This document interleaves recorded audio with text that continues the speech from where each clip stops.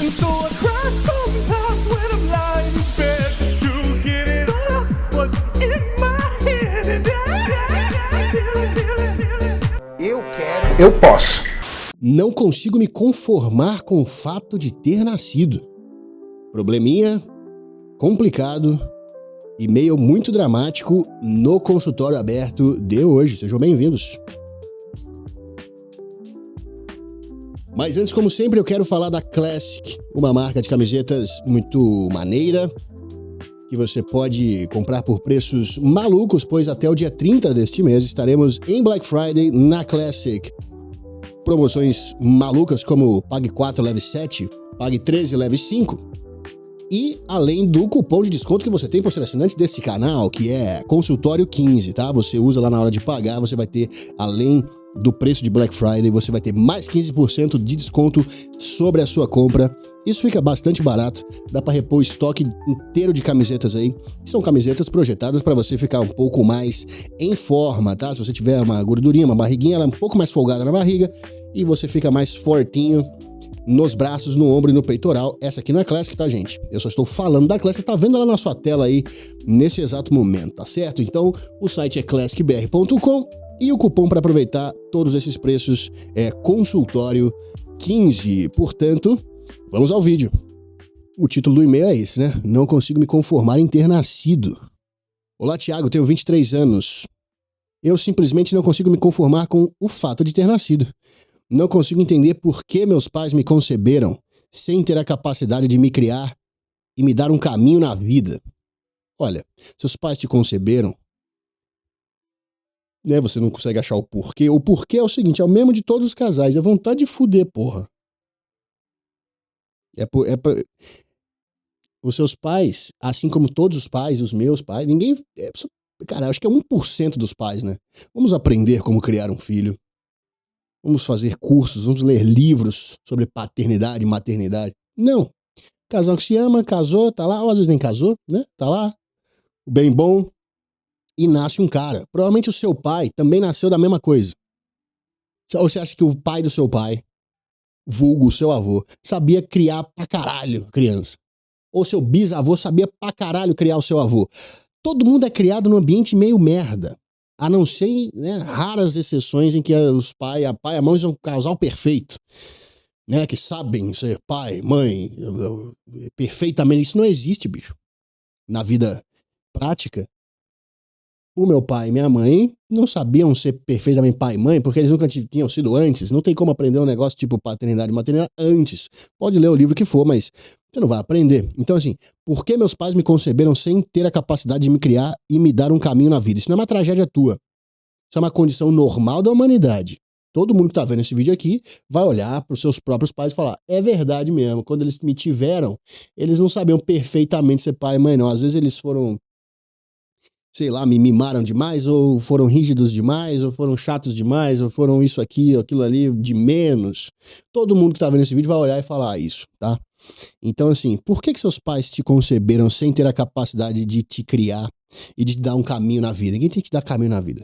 O porquê é simples, porque eles queriam transar, tá? E não tinha camisinha ou o cara não aguentou na hora. Na hora é difícil aguentar.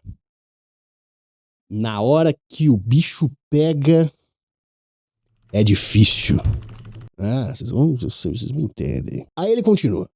Esse sentimento me fez nutrir um profundo ódio por eles. Então ele já parte de um pressuposto de que os pais estão devendo esse caminho na vida. Ninguém tem um caminho na vida, bicho. Você pode ter 50 anos, 60 anos de idade. Isso eu já li em livros, já ouvi filósofos grandes da nossa história falando de várias correntes, de várias épocas, de vários lugares do mundo. A constante desse mundo é a sensação de não ter caminho. Mesmo quando aparentemente você tá no caminho, você tem uma profissão há 30 anos, ainda persiste a sensação de não ter um caminho. Isso é inato, cara. Eu não conheci ser humano que não tenha isso.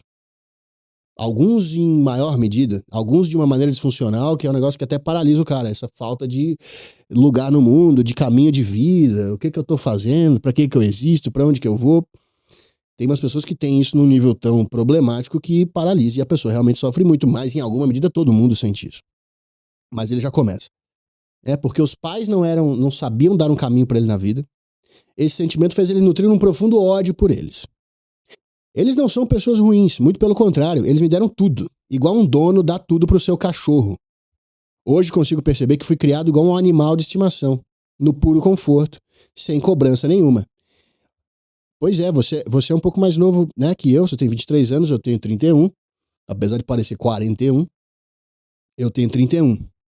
Mas a gente é 8 anos de diferença, não é, né, olhando historicamente, assim, para um século inteiro, não é tanta diferença assim que eu tenho para você. A gente é mais ou menos da mesma geração. Também sofri desse problema, bicho. Também sofri do mesmo problema, cara. Puro conforto, muita coisa, muito videogame, muito pode faltar de aula, muito tudo. Né? Isso torna a gente meio molenga mesmo na adolescência e no início da fase adulta.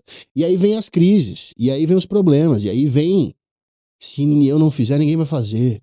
Minha vida eu tô desperdiçando. Vai ter que ter essas crises mesmo, elas servem pra te acordar e que você começar a fazer alguma coisa, sei lá, começar na academia, começar a estudar, começar a trabalhar, começar a juntar dinheiro, começar a ter, enfim, algum tipo de responsabilidade sobre si mesmo. A dor vem pra isso.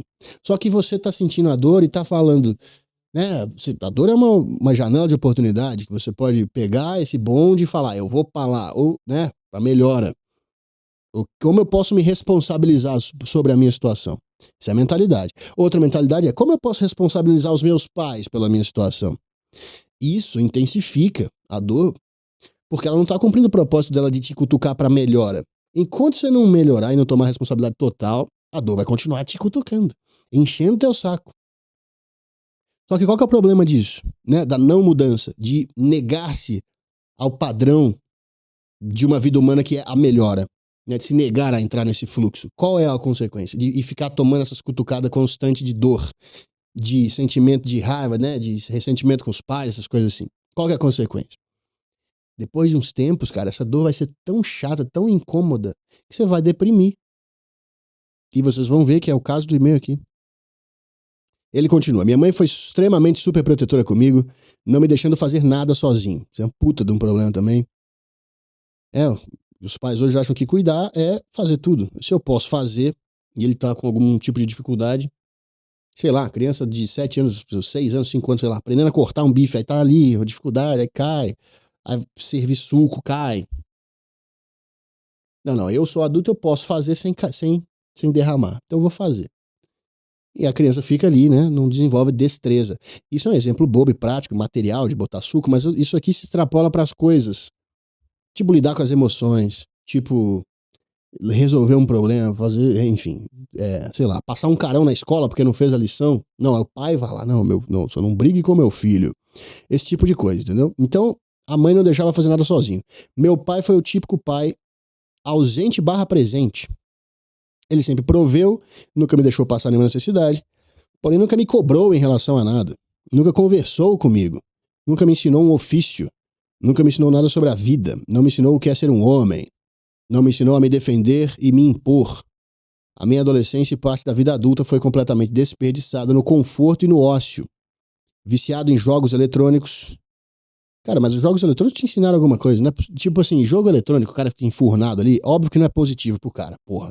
É óbvio que o cara ficar todos os anos da vida dele jogando joguinho não é bom. Eu não tô defendendo isso, pelo amor de Deus. Eu tô dizendo o seguinte, alguma coisa sobre física você aprendeu jogando GTA, porra. Alguma coisa sobre física também você aprendeu jogando Minecraft. Eu não sei o que um jovem de 23 anos, então você nasceu em 2001, jogava, sei lá, com 10 anos de idade, era 2011. Eu não sei quais jogos já tinha em 2011. Já tinha Skyrim em 2011. Então assim, ó, viciado em jogos eletrônicos. Algum jogo eletrônico desse teve algum exemplo, sei lá, de masculinidade? Sei lá, o Kratos. Ou você ficava jogando Tetris o tempo inteiro, que é só pedaços de coisas. Não tinha nenhum... O que eu tô dizendo é o seguinte, tinha alguma alegoria em algum jogo que você jogou. Tinha algum mito em algum jogo que você jogou. Tinha alguma jornada do herói em algum jogo que você jogou. É óbvio, os pais têm que fazer esse trabalho de educar. Mas não é só os pais. O mundo educa a gente, pro bem e pro mal, né? Companhia ruim educa pro mal, mas assim, o mundo também educa a gente. Então você não é zerado no não saber ser um homem, se defender, se impor. Você sabe o que é se defender através de ver filme, através de jogar jogo. Você sabe o que é se defender. Você sabe um pouco do que é o conceito de justiça. Nem que você assista anime o dia inteiro. No anime também tem esses arquétipos. Tipo assim, as virtudes estão lá. Pelo menos, sei lá, animes da minha época. Yu Yu Hakusho. Tem ali justiça, tem ali fortaleza, né? Coisas tipo assim, perseverar, ser resiliente. Tem essas coisas. Mas aí ele continua. Viciado em jogos eletrônicos, celular, pornografia. E pornografia já é um negócio mais brabo mesmo, né? Mais profundo. Isolado socialmente por ser o cara excêntrico que não consegue lidar com o brasileiro comum. E aí vem o início da soberba neste meio. Ele não é um brasileiro comum. Eu não consigo lidar com o brasileiro comum, como se fosse uma espécie de chefe que tá tendo que lidar com imbecis que estão incomodando ele. É uma espécie de autopercepção distorcida, né? O que causa muita tristeza, muito sofrimento. Aí ele continua, e aí nós vamos entrando em transtornos mesmo. Ó, com 16 anos, fui diagnosticado com depressão e borderline. E fiz terapia e uso de remédios por 3 anos. Sem ver resultados, decidi parar. Procurei ajuda religiosa. Estudei, participei de diversas religiões. Algumas até extremamente questionáveis também não me ajudaram. Aos 18, tentei suicídio. Na verdade, foi um pedido de socorro, pois deixei brechas para ser socorrido. Até hoje carrego pensamentos suicidas constantes e não consigo me livrar deles. Hoje, tendo uma maior compreensão das circunstâncias da minha vida, tento viver uma vida funcional. Tenho uma rotina relativamente saudável com trabalho, estudo e exercício físico. Legal? Me livrei da pornografia e venci a obesidade. Muito bom. Mas ainda assim não consigo ver sentido na vida. Todos os meus sonhos e objetivos parecem totalmente inalcançáveis. Mas pelo menos você os tem. Sonhos e objetivos. Isso já é muito bom. Apesar deles parecerem inalcançáveis. Nossa, vou dar uma recomendação de livro aqui, cara. Porque isso pegou. Inclusive eu deixei no fundo aqui recomendação de livro. O que a propósito era só bagunça e falta de espaço na prateleira para botar livro. E eu deixei tudo jogado aqui. Depois eu percebi que acabou virando cenário, os livros empilhados ali. Falei, bom, então vamos, já que vocês pedem para mim recomendação de livro, então tá aqui a recomendação. Cada episódio eu vou deixar um livro aqui. Esse é um livro muito bom chamado Viciados em Si Mesmo. Si Mesmos, tá? É um bom livro, cara. Mas o que eu vou recomendar aqui pra você é um vídeo chamado A Guerra da Arte. Presta atenção, não é a arte da guerra. O nome do livro é A Guerra da Arte. É um livro um pouco menos famoso, não é best-seller, não é um negócio de todo mundo sabe o que é. A Guerra da Arte, tá? Repito, não é a arte da guerra, não é o livro A Arte da Guerra. É um livro chamado A Guerra da Arte, tá? Então é o quê? É um escritor e você pode pegar isso e extrapolar para qualquer coisa, não são só escritores, enfim. Não são só artistas, ele tá falando de trabalho, né, de criação, de trabalhar, de criar, de legado, de obra, tá, que você vai deixar. Ele fala assim do quanto a nossa realidade emocional, nossas instabilidades, nossos medos, traumas, essas coisas assim, ficam pesando para um lado de buscar a qualquer custo um conforto, uma estabilidade. E os passos que a gente dá na vida tem que ser contra esse instinto movido por traumas de ficar confortável. E aí ele diz nesse livro assim, cara, não é um livro fácil de achar para comprar físico, é caro e tal, mas PDF vocês acham, tá? Não é difícil. Eles falam o seguinte, o primeiro passo, o objetivo e o sonho sempre parecem inalcançável.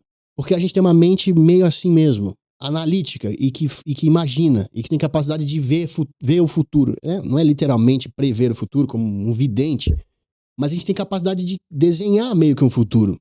Só que o problema é, a gente enxerga o futuro que a gente está criando ali uma expectativa com as condições, com a força psicológica, emocional e até física mesmo que eu tenho hoje. Então você projeta o eu de hoje, ainda despreparado, num negócio muito grande do futuro que você quer ter. Vou dar um exemplo. O cara então é, sei lá, cantor, ou o cara é comediante. Então ele tá lá na casa dele, tá fazendo o texto dele de comédia. Ele não é bom ainda, ele é jovem, ele tem 18 anos. Ele tá muito inseguro. Mas ele projeta ele mesmo num palco gigante, quando ele tiver 40 anos, quando ele tiver 50 anos. Cheio de gente e com sucesso, com aplausos e ele ganhando muito dinheiro. Só que a gente é falho em fazer essa atualização de como a gente será. Não dá, tipo assim, a gente consegue ter uma imagem, quase que, né? Uma imagem mesmo, um filme passando na cabeça desse cara que eu vou ser com 50 anos, num palco cheio de gente. Mas eu não consigo fazer uma projeção de qual será a minha estrutura psicológica a nível de autoconfiança. Então, o ego projeta qual estrutura psicológica? A atual. Naquele cara num palco com 10 mil pessoas.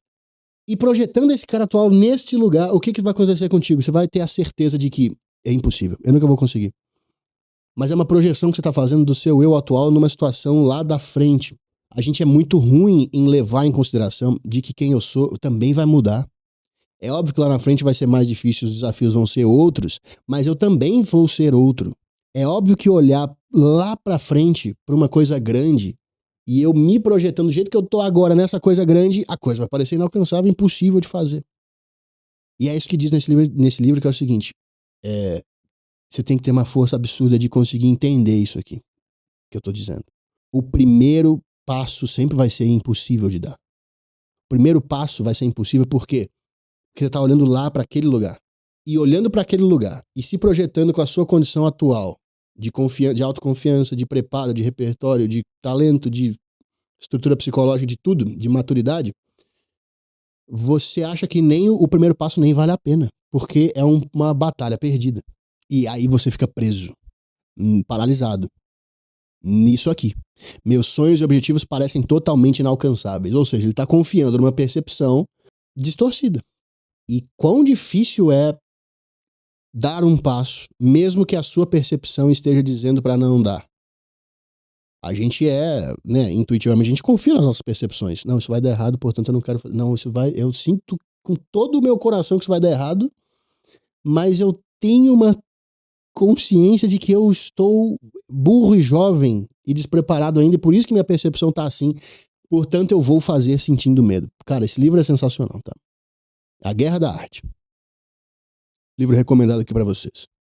Agora, para recomendar uma outra coisa, antes da gente continuar este e-mail, eu vou recomendar mais um parceiro aqui do nosso canal. Pela primeira vez, nós estamos falando dele, tá? O que a gente vai falar agora?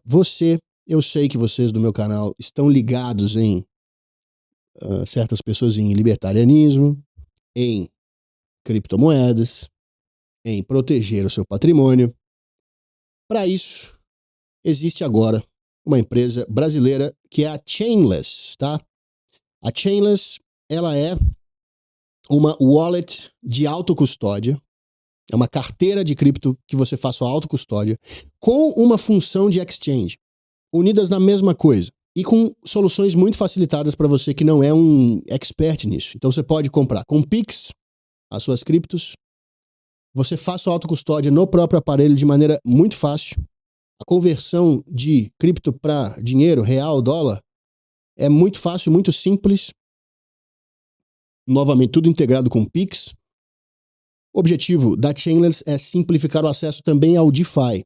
Então, são plataformas descentralizadas de compra e venda de ativos dos mais variados. Inclusive, obviamente, o Bitcoin, certo?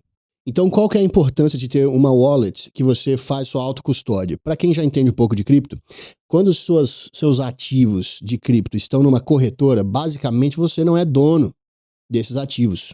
Se a corretora falir, por exemplo, ou for hackeada, ou alguma coisa do tipo acontecer, ou bloqueada judicialmente, os seus ativos que estão nesta corretora serão perdidos.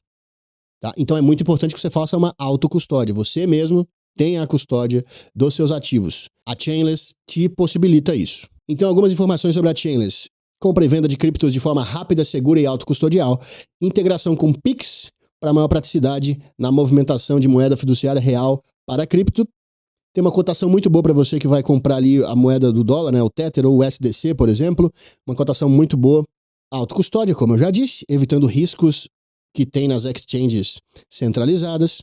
E você vai ter, no geral, uma interface, como tá vendo aqui, ó, muito simples de usar. É uma interface que parece de banco mesmo, esses bancos que a gente usa hoje em dia, né, modernos, que a gente usa pelo celular, parece muito isso. Então, é bastante simples. Como você vai acessar a Chainless, cara? Você vai baixar o aplicativo da Chainless, ou você pode ir no site que está aparecendo na sua tela aqui agora, chainless.finance/, aí tem o meu URL, que é Thiago Carvalho, tá?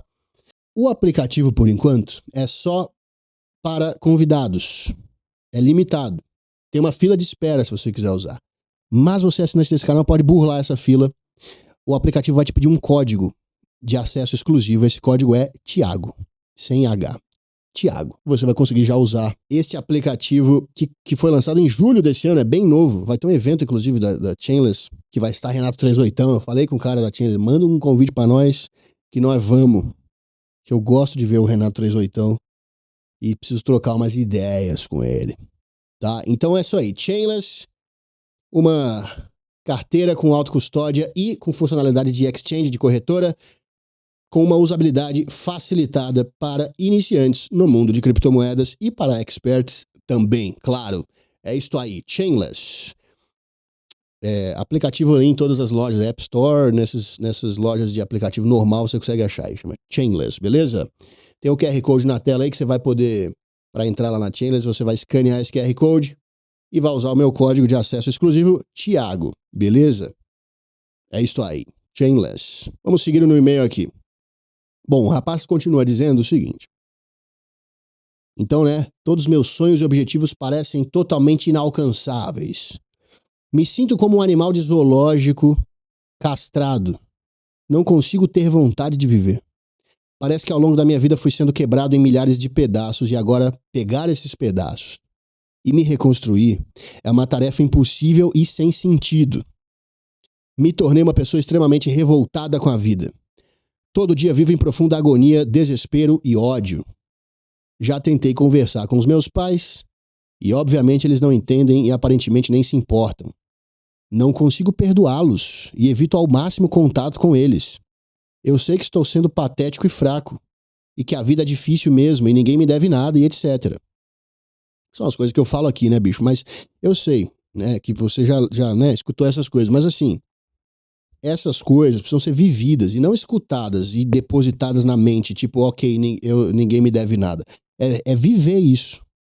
Se você tem sentimentos ainda que você nutre pelos seus pais de ódio e você não consegue perdoá-los, né?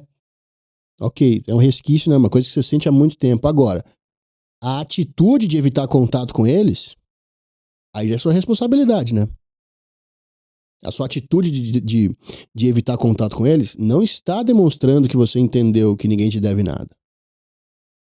Então ele diz aqui, eu sei que estou sendo patético e fraco, que também, bicho, não é uma postura de eu sei que sou patético e fraco. Para com isso também. E que a vida é difícil mesmo e que ninguém me deve nada. Mas parece que perdi minhas bolas e não consigo recuperá-las. Há algo que eu possa fazer a respeito de tudo isso? Muito obrigado pelo seu tempo, forte abraço. Bom, forte abraço para você, que eu vou chamar de Horácio. Eu já falei Horácio, dos personagens da Mônica? Espero que não. Se eu já falei Horácio, tá repetindo aqui já, porque não tem tantos personagens na Turma da Mônica, né? Na verdade tem. Eu que tô me esquecendo. Qual que era o nome do primo do Chico Bento, que era aquele que era da cidade? Eu vou ver agora. Eu só chamava ele de primo. É o Zeca, primo moderno do Chico Bento. Então, o Zeca está neste drama. Cara, Zeca, eu não vou, obviamente, né, passar a mão na sua cabeça, mas eu também não vou ser o cara também extremamente, né, escroto e rígido e falar isso aí é frescura, isso aí você tá sendo, né, tipo assim, não é nem uma coisa nem outra, cara. Você não é, tipo assim, um coitadinho, tá?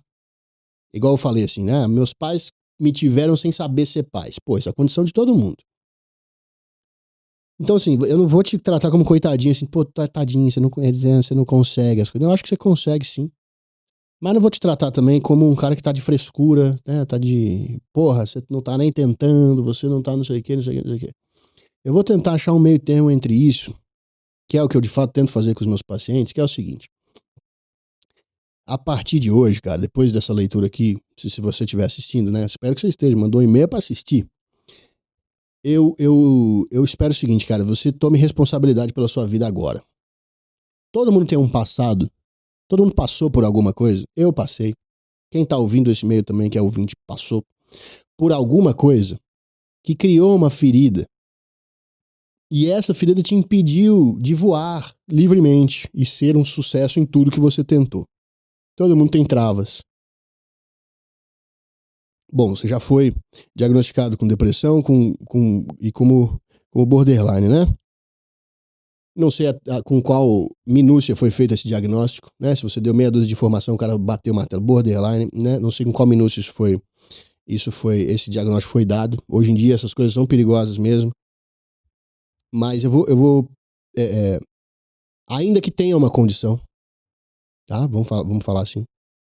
Ainda é sua responsabilidade como ser humano tentar levar a vida com essa condição do jeito mais digno possível, do jeito mais responsável por si mesmo possível, tá? Não é do jeito mais responsável que existe, é do jeito mais responsável que você for capaz de ter, do jeito mais pacífico, digno, honesto que você for capaz de ter.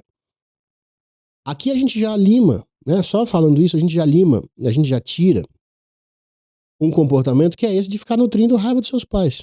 Imagina um dia você arruma uma namorada e você engravida ela aparece grávida. E aí ela fala, não vou tirar esse filho, vou ter o filho, ela tem o filho. E aí o filho vai ter você como pai. Um cara que tem alguns problemas. Assim como eu suponho que seu pai tem alguns problemas, como todo ser humano tem alguns problemas. E aí, esse filho ficar assim, com 23 anos de idade, um adulto. Tá? Não, o meu pai que não me ensinou a ser forte. Tudo bem, a maioria dos homens e das mulheres não foram ensinados a ser homens e ser mulheres, tipo, a ser pessoas, né, fortes, pessoas virtuosas, pessoas duras. São pessoas que são mais apegadas aos confortos mesmo, porque essa é a nossa época. Né? Se a gente nascesse no ano 1000, iam ser outras dificuldades. No ano 500 ou no ano 3000 a.C., ia ser outra coisa. A gente nasceu, né, nessa época aqui moderna que tem essas coisas todas. Tem as facilidades e, portanto, obviamente, como tudo tem dois lados, tem as coisas difíceis também, tá? Então, assim, o que eu quero despertar em você, nesse meio termo, né? Você não é nem um coitadinho, mas você não é nem também um cara que, né? Porra, vamos aí, é só fazer que melhora, tá? É um meio termo que é o seguinte, cara, ó. Você tá dizendo o seguinte aqui, ó. Isso é muito importante, muito simbólico. Ó. Parece que ao longo da minha vida fui sendo quebrado em milhares de pedaços e agora pegar esses pedaços e me reconstruir é uma tarefa impossível e sem sentido. Me tornei uma pessoa extremamente revoltada com a vida, todo dia vivo em profunda agonia, desespero e ódio. Certo? Então, qual que é a primeira atitude que a gente pode tomar aqui, cara? Primeiro, responsabilidade total pela sua vida a partir de hoje. Pelo modo como você cuida das suas emoções, pelo modo como você olha para as suas emoções, pelo modo como você sente as suas emoções, pelo modo como você culpa os outros pelas suas emoções. Uma coisa que eu preciso que você entenda também. Percepção de sofrimento, percepção de dificuldade. Você falou, pô, é muito difícil fazer as coisas. Para mim parece muito difícil fazer as coisas. Percepção de dificuldade é um negócio muito variável durante a nossa vida mesmo. Então, eu te pergunto uma pergunta genérica, assim. Levantar da cama e fazer um xixi é uma tarefa difícil? A maior parte das pessoas vai dizer, não. Todo dia quando eu acordo, eu levanto quase que automaticamente, a primeira coisa que eu faço. Eu não sinto uma dor, né, ao ter que me arrastar até o banheiro para fazer xixi. É uma coisa que virou automática. Agora, quem tá numa depressão acha profundamente difícil. E aí, quem tá certo? Ninguém tá certo, ninguém tá errado. É uma questão de percepção. Para pessoas que estão com um nível de vontade, né, uma vontade diminuída, certas coisas parecem mais difíceis do que são.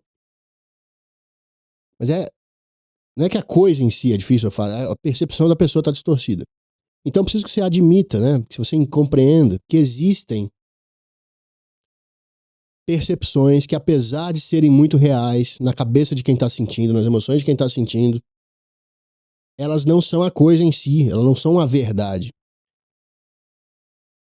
É só uma aparente dificuldade. Portanto, diante de uma aparente dificuldade, ou seja, parece que é muito real, mas eu tenho noção, pelo menos racional, não, sentimento eu sinto que é real mesmo, mas de racionalidade eu consigo perceber, né, entender que é só uma aparente dificuldade.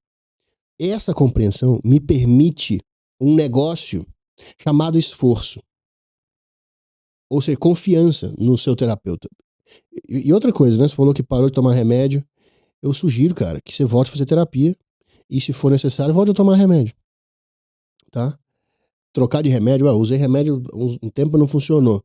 Você experimentou trocar, usar um ou outro, porque remédio às vezes é assim, tem o que vai pegar com você, né? Que vai, né, fazer efeito em você. Isso é muito comum. Agora, remédio sem terapia não adianta, tem que fazer terapia, bicho. Tá? Então, eu esqueci de falar isso lá no início, mas assim, terapia. Fazer terapia, cara. Todo dia vive em profunda agonia, desespero e ódio. Terapia pra ontem, não é vida, bicho, viver desse jeito, tá? Eu já vivi, né? Eu tive depressão. Eu entendo como é parecer tudo absolutamente difícil, impossível de fazer, tudo absolutamente pesado, tá? Sei exatamente o que você tá dizendo. E é por isso que eu tô te pedindo essa confiança pra você ter em mim. No momento que eu consigo perceber que a minha percepção pessoal, né, subjetiva, sobre a dificuldade das coisas, sobre a impossibilidade, sobre como tudo é ruim, isso é tudo aparente.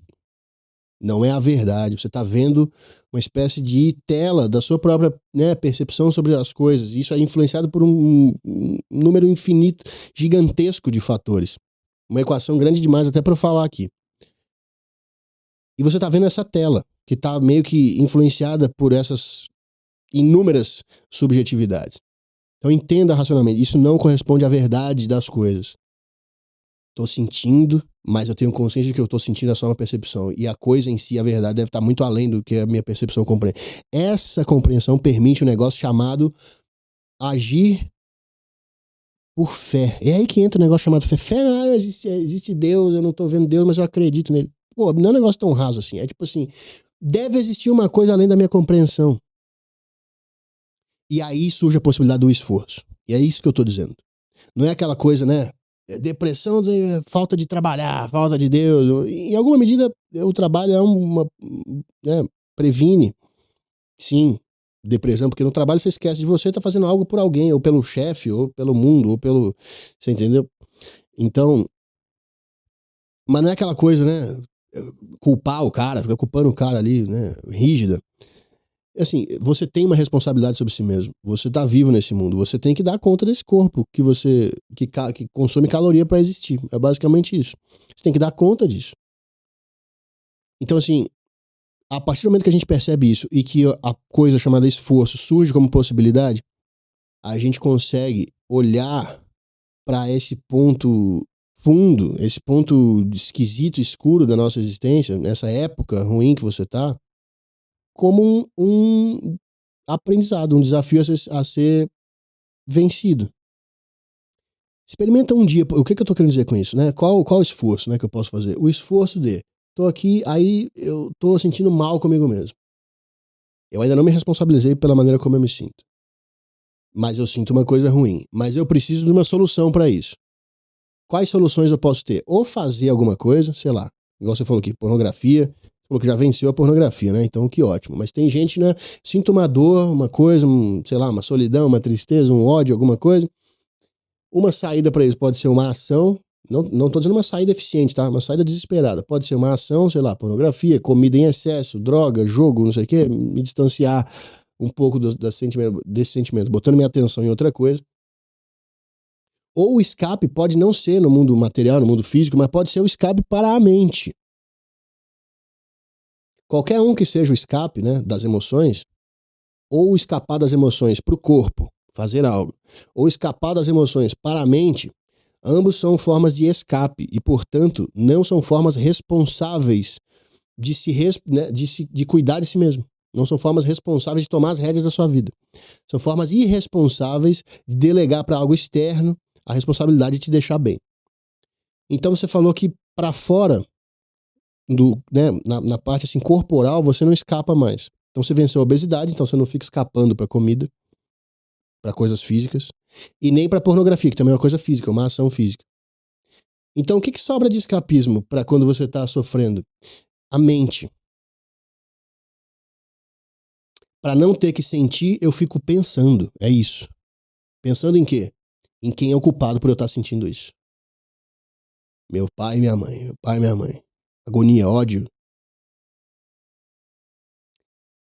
Só que enquanto eu não sinto o que eu preciso sentir, sem escapar pra mente e sem escapar pro corpo, ficando na instância emocional e sentindo, aquilo não passa. Eu não desgasto, eu não queimo esse carvão pra ele virar cinza e desencarnar e sair fora, entendeu? Eu fico escapando. E eu nunca esgoto essas coisas. Uma emoção para de ser quando ela é esgotada. Nossa, mas então, Thiago, já era pra ter esgotado, porque eu sinto tanto. Na verdade, não, é que você transfere pra mente e fica cozinhando lá dentro uma versão mental dessas emoções que é minha mãe, meu pai fez isso, eu sou uma bosta, né? De se punir, entendeu? Isso é uma forma de fugir do sentir silenciosamente. O sentir silenciosamente requer essa coragem que eu falei que você precisa ter, aceitando o fato de que essas percepções são subjetivas. E o sentir verdadeiramente, né, de maneira silenciosa e integral, faz você perder o medo e ganhar uma espécie de intimidade com essas emoções. Por que elas ainda te causam tanta dor quando elas surgem, essas emoções? Porque você não tem intimidade nenhuma com elas. Sempre que elas aparecem, você fugiu. Todas as vezes que elas se manifestaram pra você, você correu. Então você não sabe qual é o formato delas, qual a cor, entre aspas, né, o cheiro. Não tem intimidade nenhuma com esse ambiente. Se você se senta pacificamente ao lado dessas coisas das quais você tem medo, elas começam a virar coisas familiares, dia após dia. Eu chego num ambiente novo, ou sei lá, um ambiente de trabalho novo, não conheço ninguém. Todo mundo é um estranho, vai causar uma estranheza, vou me sentir desconfortável naquele lugar. No segundo dia eu conheço um pouco mais, sei o nome daquele cara. No terceiro dia, no quarto, no segundo mês, terceiro mês, depois de 6 meses, aquele ambiente é um ambiente familiar. Então, assim como isso acontece no mundo físico, isso acontece no nosso ambiente emocional. Existem objetos no mundo emocional, objetos dentro da mente, dos quais a gente pode fugir ou os quais a gente pode encarar. Para encarar, a gente não pode fugir para uma ação nem para um pensamento. É sentir mesmo. Vocês entendem o que eu digo quando eu digo o que eu quero dizer quando eu digo sentir? É sentar, fechar o olho e sentir. Sentir o que quer que surja. Parado.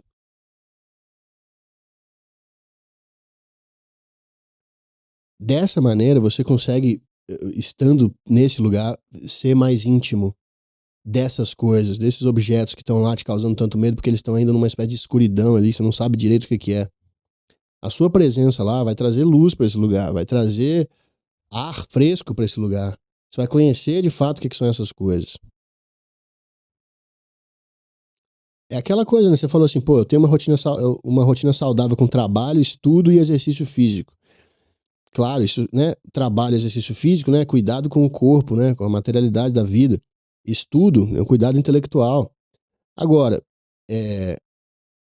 isso tudo não adianta de nada se a parte emocional é absolutamente negligenciada. É o que eu tô vendo aqui. Tem muita dor, tem muita coisa, tem muita emoção não sentida. Que fica borbulhando ali, presa, travando, e começa a escapar pelo ladrão, né? Escapar pela válvula de escape, que é comportamento, que é pensamento disfuncional. Então, né? Pensamento de não existência, pensamento de finalizar a própria existência. Sabe o que tá gritando dentro da sua mente? Eu quero parar de existir? A porra das emoções que já deveriam ter parado de existir. Elas mesmas sabem. Eu já tô aqui há anos.